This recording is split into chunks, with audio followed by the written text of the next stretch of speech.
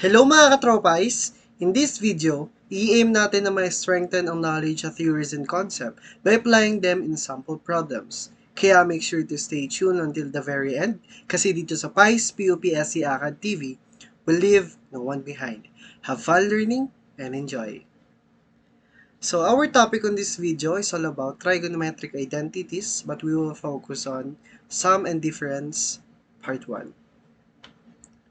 So, before tayo mag-proceed sa mga sample problems natin, i-list down muna natin yung mga identities for sum and difference. So, list down muna natin yung sum and difference for sine,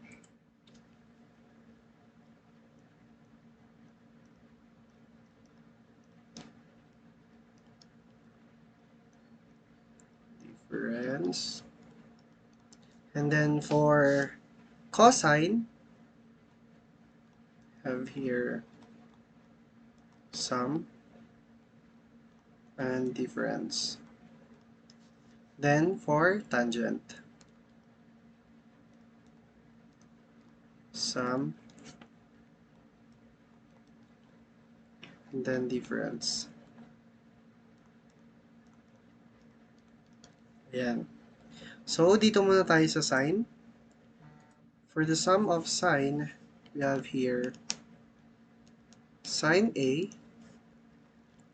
cosine B plus cosine A and then sine B. Ayan. And then for the difference naman ng sine natin, we have sine A cosine B minus cosine A sine B. Yan. And then for the sum of our cosine, we have cosine A cosine B minus sine A sine B. And then for the difference naman ng cosine natin, we have cosine A cosine B plus sine A sine B. Yan. And then for the sum of our tangent, we have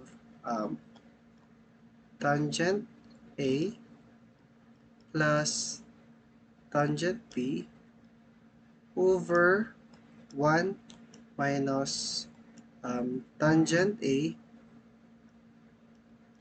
tangent B. And then for the difference of our tangent, we have tangent A minus tangent B over 1 plus tangent A tangent B. Yan. So, since nakalist down na yung mga identities natin for sum and difference, let's proceed na sa mga sample problems. So, problem number 1, we have cosine pi over 3. So, dito, let's think of a two number na kapag pinag-minus natin, yung difference niya ay equal to pi over 3. So, ano ba yung two numbers na yon na kapag pinag-minus pi over 3? Di ba yun yung pi over 2 minus pi over 6. So, dito, since ang ginamit natin difference and then cosine, ilagay lang muna natin yung formula ng difference of cosine. Di ba? Ang difference ng cosine ay cosine A cosine B plus sine A sine B. Ayan. So, i-plug in lang natin. So, here we have cosine pi over 2 minus pi over 6 is equal to cosine. Etong pi over 2 natin, this will be our A. And then pi over 6 is our B. So, plug in natin yung A, which is yung pi over 2. And then, yung B natin ay pi over 6. Yan, then plus, yung sin A natin ay pi over 2. And then, yung B natin ay pi over 6. Yan. And then, i-simplify lang natin yung nasa right side. So, dito, yung cosine pi over 2, di ba, sa unit circle, 0 yung equivalent niya. And then, yung cosine pi over 6, di ba, ano siya, square root of 3 over 2. And then, plus natin. Yung sine pi over 2 sa unit circle ay 1. And then, yung sine pi over 6 sa unit circle ay 1 half. So, simplify lang natin. 0 times square root of 3 over 2 ay 0. And then, plus natin. 1 times 1 half ay 1 half. So, copy natin nasa right side na pi over 2 minus pi over 6 is equal to 0 plus 1 half is 1 half. So, that's the final answer for sample problem number 1.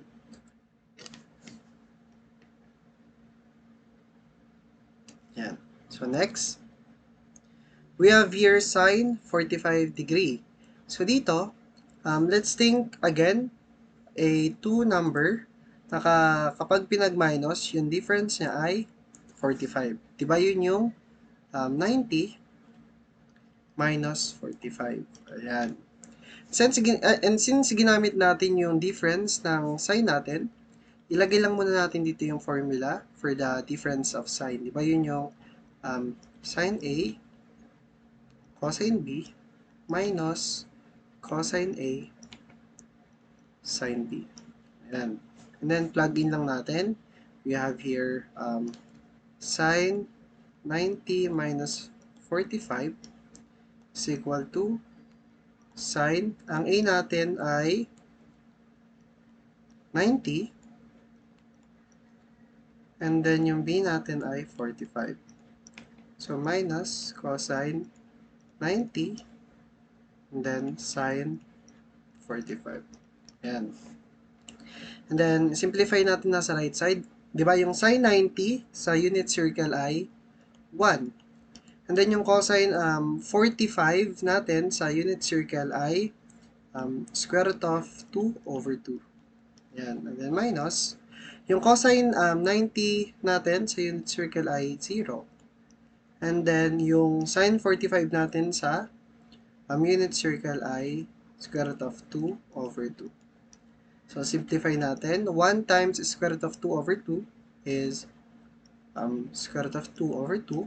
And then, minus 0 times square root of 2 over 2 is 0. So, copy lang natin nasa left side. We have sin 90 minus 45 is equal to square root of 2 over 2 minus 0 is square root of 2 over 2. So, that's the final answer for sample problem number 2.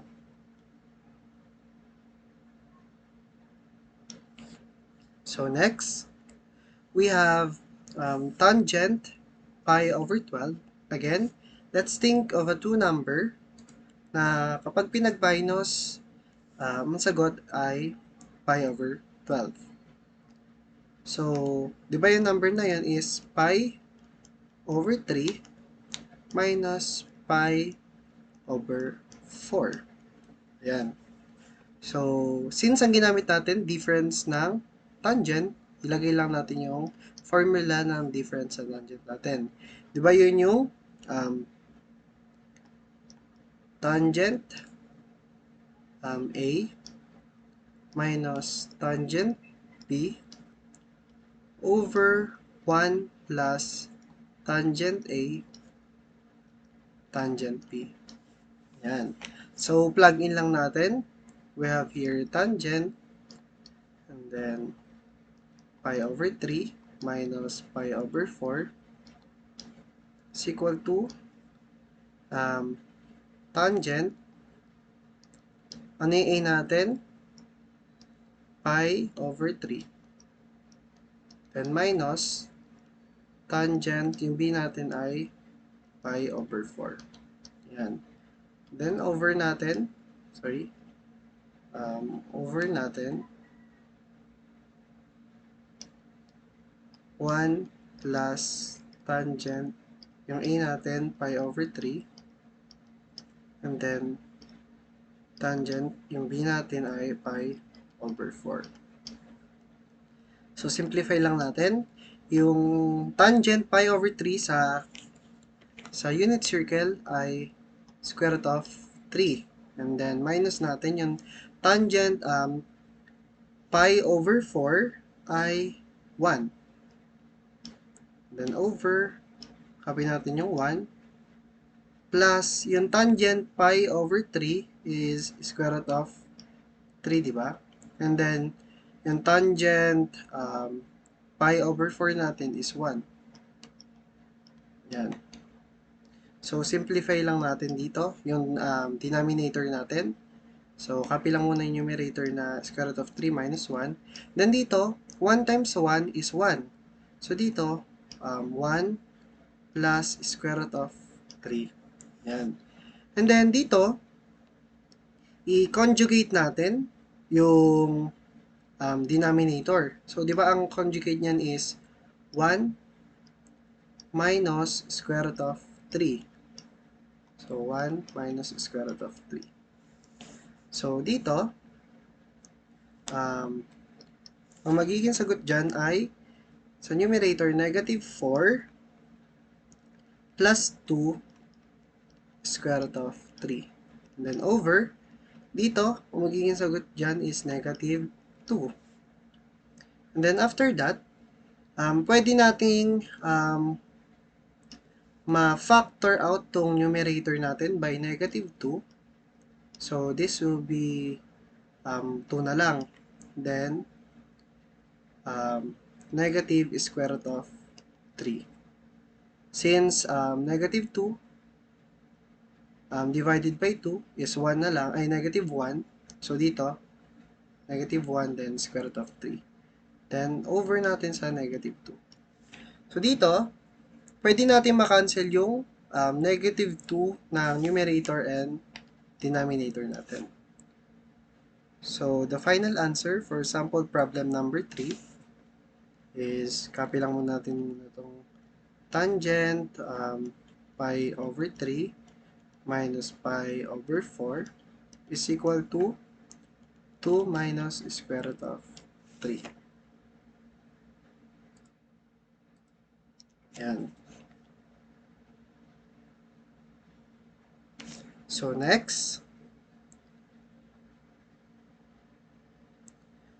we have cosine pi over 2 plus x. Ayan. So, dito sa given natin, kung mapapansin natin, it is already the sum of our cosine. So, this will be our A, and this will be our B. So, dito, ilagay muna natin yung formula for the sum of cosine. Diba, ang formula niya is cosine A, cosine B, minus sine A, sine B. So, plug in lang natin. We have cosine pi over 2 plus x is equal to cosine, ano yung A natin? Pi over 2 cosine x minus sine, yung A natin ay pi over 2 and then sine x. Ayan. So, sa unit circle, ang cosine pi over 2 is 0. Then, copy lang natin tong cosine x minus yung sine pi over 2 natin sa unit circle is 1. And then, copy lang natin tong sine x. Yan. And then, simplify natin na sa right side. 0 times cosine x is 0. Then, this will be minus 1 sine x. Or, copy lang muna natin itong sa left side. Over 2 plus x is equal to negative sine x. So, that's the final answer for sample problem number 4.